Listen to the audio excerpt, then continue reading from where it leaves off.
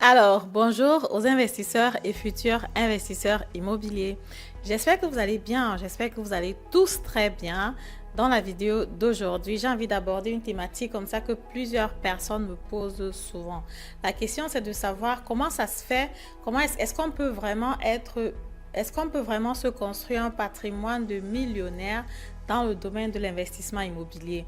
En combien de temps est-ce qu'on peut se construire un patrimoine de millionnaire dans le domaine de l'investissement immobilier et quelles sont les caractéristiques, quelles sont les conditions à remplir pour pouvoir atteindre cet objectif-là?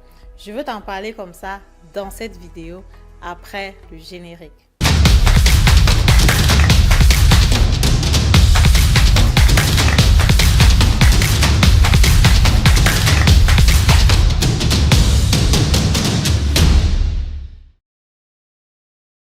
Alors, bonjour, mon nom c'est Madeleine Nictedem, je suis investisseur immobilier, entrepreneur dans le domaine de l'immobilier, récemment auteur du livre Devenez millionnaire avec l'immobilier. Si le domaine de l'immobilier t'intéresse, si le domaine de l'immobilier te passionne, c'est que tu es ici au bon endroit. Je t'invite tout simplement à activer la cloche de notification, liker la vidéo, partager et aussi pour ne pas rater le contenu des astuces assez importantes que je partage de façon par semaine sur ma chaîne pour vous permettre donc de rester comme ça à la une de l'investissement immobilier.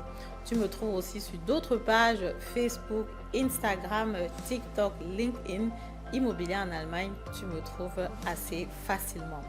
Voilà, donc comme je disais tantôt dans la vidéo d'aujourd'hui, j'ai envie comme ça de parler du patrimoine de millionnaire. Est-ce que c'est vraiment accessible? Est-ce que c'est tout le monde qui peut le faire? Quelles sont les conditions pour le faire? Et pour te parler de ça, je veux donc prendre un exemple palpable qui vient de mon client par rapport à l'accompagnement sur l'achat du bien immobilier parce que là, il est à sa troisième acquisition et ça va le propulser directement à un patrimoine de plus d'un demi-million d'euros. On sera comme ça à environ 650 000 euros. Maintenant, quelles sont les conditions donc à remplir? Il faut naturellement avoir les conditions, vous les connaissez déjà, je pense. J'en parle tellement sur ma chaîne YouTube.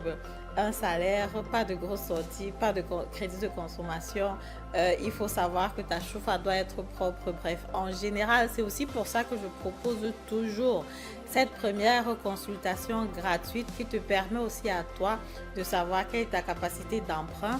Et avec ta capacité d'emprunt, on détermine le nombre de biens immobiliers en fait que tu peux acheter, jusqu'où tu peux aller parce qu'en fait chacun a ses ambitions, chacun veut, par exemple, il y a des personnes qui se disent ok, j'achète 2-3 biens immobiliers, après j'achète ma résidence familiale. Il y a des personnes qui disent j'achète un seul bien immobilier, après j'ai ma résidence principale. Bref, les constellations sont différentes. C'est pour ça que je préfère toujours au départ faire une première consultation gratuite où on détermine déjà quelle est ta capacité d'emprunt et à partir de là on peut savoir ok, comment on organise comme ça l'investissement de tes biens immobiliers. C'est ce que j'ai donc fait avec mon client dans ce cas précis qui a commencé donc avec ses acquisitions en 2021. Donc il a fait pratiquement une acquisition par an, donc en 2021 une acquisition, 2022 une acquisition et en 2023 actuellement on est comme ça sur la troisième acquisition.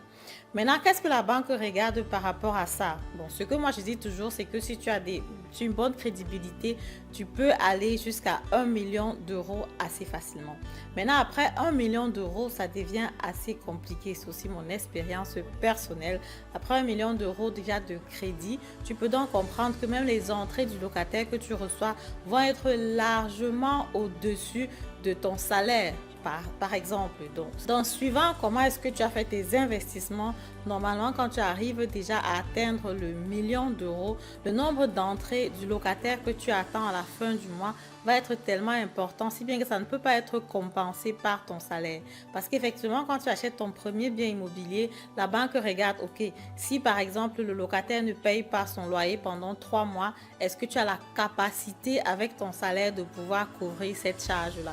Mais après, quand tu commences à avoir plusieurs biens immobiliers, c'est clair que ton salaire normal, bon, je peux dire, on connaît tous ces salaires ici en Allemagne, tu peux avoir un salaire de 3 500 euros, 4 500 euros, ce sont des personnes qui gagnent déjà assez bien. Mais si tu as par exemple un patrimoine ou par exemple les loyers que tu attends à la fin du mois, c'est 2 000 euros et que ton salaire par exemple c'est 5 000 euros, tu te rends compte que 3 fois ce loyer-là, ça va donc se faire 6 000 euros qui ne correspond pas vraiment à ton salaire. Maintenant, donc, pour prendre un exemple concret, comme je disais tantôt, si par exemple tu as un investissement immobilier, tu as un patrimoine d'1 million d'euros, ça peut arriver donc que les entrées du locataire que tu attends en ce moment-là soient dans les ranges de 3 000 euros par mois.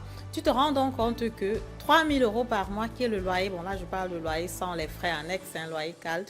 Donc si par exemple tu attends 3 000 euros par mois de loyer par rapport à ton investissement immobilier et que ton salaire par exemple c'est aussi 3 000 euros ou par exemple même si c'est 4 500 euros, tu te rends donc bien compte ici là que ton loyer est tellement supérieur, bon, c'est proche de ton salaire, quoi, et que la banque ne peut plus dire en ce moment-là qu'il faut que tu prouves que tu peux couvrir, voilà, 3 fois le loyer de chaque appartement si jamais le locataire ne paye pas.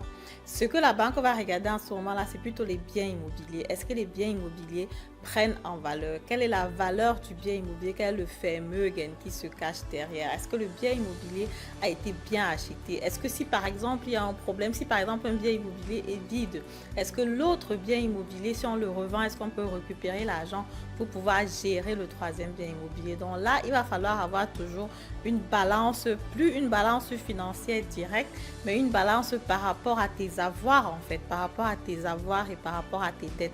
Ton salaire, tes entrées, tes sorties, c'est clair, ça joue toujours un rôle, mais ça ne va plus jouer un rôle très important en ce moment-là. C'est pour ça qu'effectivement, quand tu atteins déjà le million d'euros, la banque commence à te regarder justement comme une personne qui peut être un peu à risque par rapport à l'investissement immobilier, parce que si tu perds ton boulot, il faut que les biens immobiliers puissent vraiment, voilà, on va dire, se porter d'eux-mêmes, quoi. Donc, à ce moment-là, il faut naturellement faire attention. Donc, comme je disais donc tantôt, actuellement, je suis en train de travailler avec un de mes clients pour acheter son troisième bien immobilier qui va le propulser à un patrimoine de 650 000 euros. Et c'est justement ce que j'aime dans ce boulot parce qu'effectivement, tu vois, tu prends une personne qui a zéro patrimoine au début et qui grandit doucement, doucement comme ça sur son patrimoine immobilier. Et quand on regarde le premier investissement immobilier qu'il a fait, ce premier investissement a bien pris en valeur aujourd'hui et la dette diminue. Naturellement, si ça n'avait pas été le cas, je ne pense pas qu'il sera en train d'acheter le troisième bien immobilier à travers moi. S'il continue à le faire, c'est que quelque part, c'est parce qu'il est vraiment satisfait. Et aussi, j'ai eu un autre client vraiment hardcore qui veut vraiment aller vite avec ses investissements immobiliers parce qu'il compte quitter l'Allemagne. C'est souvent un argument qui peut être très positif pour des personnes qui veulent se lancer et qui ont un gros salaire parce qu'effectivement, si tu veux quitter l'Allemagne, par exemple, et que tu veux sécuriser d'abord ton investissement immobilier, quand tu quittes l'Allemagne et que tu regardes seulement les pays voisins, la Suisse par exemple, investir en Suisse c'est assez compliqué. Étant au pays, voilà, je sais pas, ça va être un peu, on connaît toutes les réalités du pays, ce qui se passe, parfois ça marche, parfois ça ne marche pas, il faut être sur place et tout le reste. Mais te sécuriser déjà un patrimoine ici en Allemagne, c'est vraiment quelque chose, c'est de l'or en béton, c'est vraiment top. Je veux dire, que ce soit toi, que ce soit tes enfants, ta future génération, ils vont utiliser. Et quand le financement à la banque est passé, c'est passé. Tu as déjà ton bien immobilier. Naturellement, après, si tu quittes le pays, il va falloir que tu aies quelqu'un pour gérer, je ne sais pas moi, pour gérer le bien immobilier si jamais il y a des questions, mais il y a des sociétés aussi qui sont là pour ça. Et d'ailleurs, je suis en train de vouloir faire une formation dans le domaine parce que je me rends compte qu'il y a plusieurs personnes qui ont des demandes dans ce sens-là. Pour que si jamais quelqu'un quitte le pays, que je puisse gérer son bien immobilier à distance et lui donner donc le compte rendu par rapport à ce bien immobilier là. Donc lui, comme il a pour ambition forcément de ne pas rester ici en Allemagne, il s'est dit ok, actuellement je suis jeune, j'ai fini avec mes études, j'ai un bon salaire, j'ai mes entrées qui sont au top. Pourquoi ne pas profiter et me construire un patrimoine important avant de quitter l'Allemagne? C'est quand même une certaine aubaine, c'est quand même une certaine... Bref, c'est top quoi, parce qu'effectivement, c'est pas tous les pays qui proposent ça, surtout qu'on peut faire des financements qui vont jusqu'à 100%, parfois entre parenthèses jusqu'à 110%, mais on peut faire des financements où vraiment tu es peinard là-dessus quoi. Et il a profité et il est vraiment allé hardcore. Il a dit, ok, ici, là, je me sécurise 2 biens immobiliers rapidement. Donc, en décembre, on a signé pour sa première acquisition. Et là, en avril aussi, ça sera dans la signature pour la deuxième acquisition. Ça allait vraiment vite parce que les biens immobiliers aussi sont bien placés et ont une certaine, voilà, potentialité, parce qu'effectivement, on regarde le bien immobilier sur l'instant présent avec la banque, mais on regarde aussi sur le long terme. Quand on regarde, on voit que la zone a une certaine potentialité, c'est tout simplement top. Et c'est pour ça que la banque a validé aussi ces deux investissements-là assez rapidement, naturellement, et à son comportement financier qui va aussi jouer un rôle pour permettre donc à accélérer les choses. Tu vois donc que c'est possible de se construire un patrimoine immobilier à des personnes qui vont aller un peu plus lentement, qui vont acheter un bien immobilier une fois par an de façon locative. Il y a des personnes qui se disent, ok, l'immobilier résidentiel en Allemagne, je n'en ai pas besoin de toutes les façons, je veux vivre ailleurs. Ils achètent plutôt le locatif. Il y a des personnes aussi qui commencent et qui disent que j'attends peut-être 2 ans pour voir comment ça se passe avant de me lancer encore. Ça, c'est le propre aux femmes, mais les garçons sont voilà, beaucoup hardcore. Et comme je dis, d'un côté, il y a des personnes qui le font une fois par an. Et là, comme vous voyez l'exemple, il a fait pratiquement une fois tous les 4 mois. Il m'a même dit, bon, Madeleine, si tu es prête, si tu veux, on peut éventuellement réfléchir par rapport à une prochaine acquisition. Et ça m'a un peu amusé parce qu'effectivement, une fois, j'ai discuté avec le banquier qui m'a dit, mais Madeleine, je me rends compte que toi, tu vois déjà un peu l'histoire, c'est comme un hobby, hein. Mais c'est aussi clair que ça peut être comme un hobby, comme un peu les personnes qui font les actions.